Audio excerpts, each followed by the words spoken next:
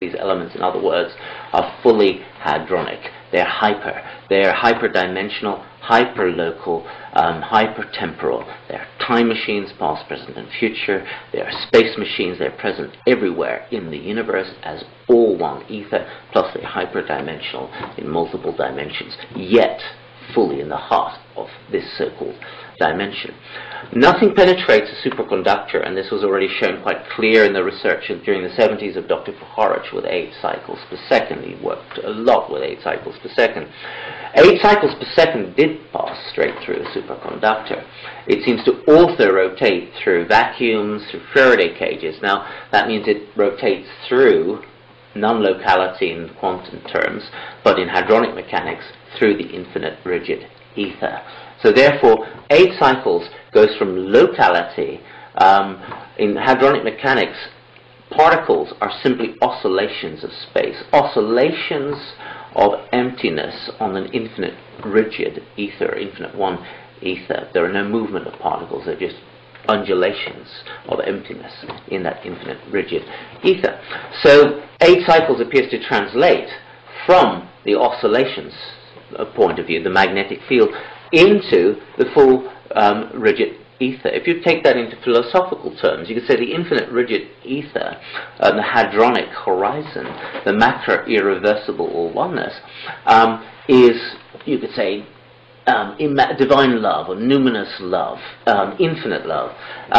8 cycles per second, you could say, is the agency of love, is compassion in action. 8 cycles comes from the hadronic horizon. It then comes into any field, and wherever you have 8 cycles phase conjugates, and it phase cancels. So it cancels the wave vector of any particular force that it contacts. The hadronic horizon, any hadron, has, if you reduce it to a point particle value, its value is null, but its actual nature is infinite recursion. What does 8 cycles do? 8 cycles takes the static or any series of waves, phase cancels, phase entrains by phase conjugation, phase kissing, the Valentine's kiss, to zero, to null, those particular waves, whatever it encounters, and sets up the golden proportion in cascade and the binomial sequence, that is 2, 4, 8, 16, 32, 64, 128, 256, which is the coherent musical equal tempering system of the universe. We work a lot with that in the so-called Omega music revolution. It's also the full build-up system of the DNA. And when this is taken into a cone system, is also the golden spiral. So 8 cycles, the agency of compassion, engages the realization of the zero, the null, the immaculate emptiness, which is the nature of all point particles, and the infinite recursion. All hadrons reduce to points that are null, but are actually infinitely recursive, and their waves overlap. So that's what 8 cycles does. And remember, the ayahuasca molecule, harmine and harmaline, have a nuclear magnetic resonation of 8 cycles per second. So 8 cycles per second passes straight through the superconductor. The superconducting elements then provide a healing battery supply. The Incas and the pre-Incas were all working with gold. Gold was involved with the soul. The Egyptians the same. But in the Vedas, the gold of the third eye was the gold of alchemy. Yes, it involved the physical gold, but also the essence of gold, and the gold of the universe.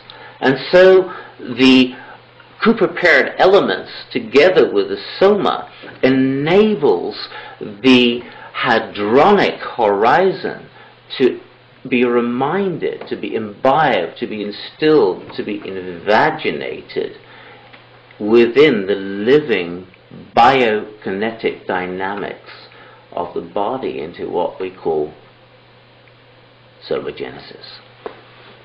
So in Egypt, you've got Hatshepsut's Inu pillar, which standard Egyptologists will tell you was coated an electrum. Electrum, which is made from gold and silver and meteoric crystal and requires 5 volts electricity. The Tel Amarna records describe how this electrum, in fact, came from the Sarasvati River Valley culture. So did the acacia trees. The Sind trees were brought with a value of more than gold to Egypt, where in Egypt the acacia tree is called Sint, S-N-T, from Sindhu to Sint. The pyramid texts, of course, describe that the gods were born of the acacia Madana tree, which is very rich in DMT. The archaeological finds then of the gold and silver in the Sarasvati River Valley culture shows one of the major important components in continuing to refine the panacea. The ayahuascas we are experiencing today that have been released are probably the remnant, the last echoes of something that was more sophisticated. Of course, this turns things on its head, but we do have to look seriously at the archaeology and the history of the Incas, the high sophistication involved, and also the academic research that clearly shows a strong proto-Vedic influence behind the Inca cosmology, including the cosmology of their gods. And it perhaps is not a coincidence that, apart from there being a semantic similarity, apart from the Indus Valley language having been found on the island of the Sun at Lake Titicaca, and that there is a similarity in botanical shamanic plants. This is probably not a coincidence that Soma, the Harmine, and DMT, the Chacruna, the Sala, and the Sindhu, acacia of the Far East, are shared on both sides, but also with metals.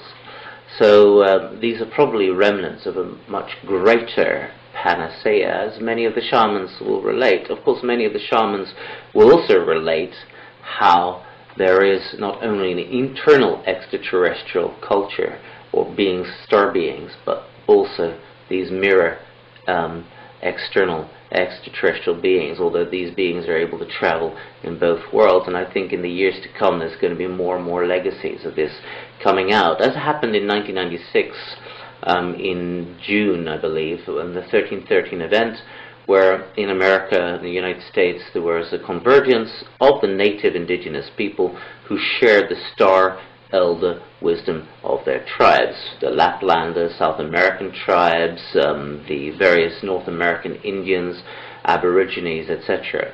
And now with the United Nations meeting on extraterrestrial disclosure on February the 12th, 13th and 14th, this subject may become central to the human race, and I think that the connection of the gods, of the star gods, to these plants in all cultures of the world is not a coincidence. I think they are there very likely as a cybernetic interface that can enable us to speak a common phylogenetic language, a holographic language.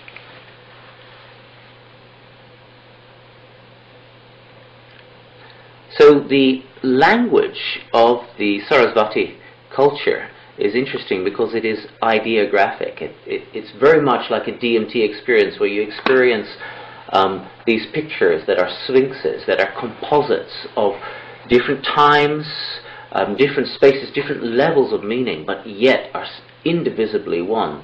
This is the ideographic language of the Sarasvati River Valley culture, which was eventually distilled into the Panani Sanskrit with its 4,320 laws.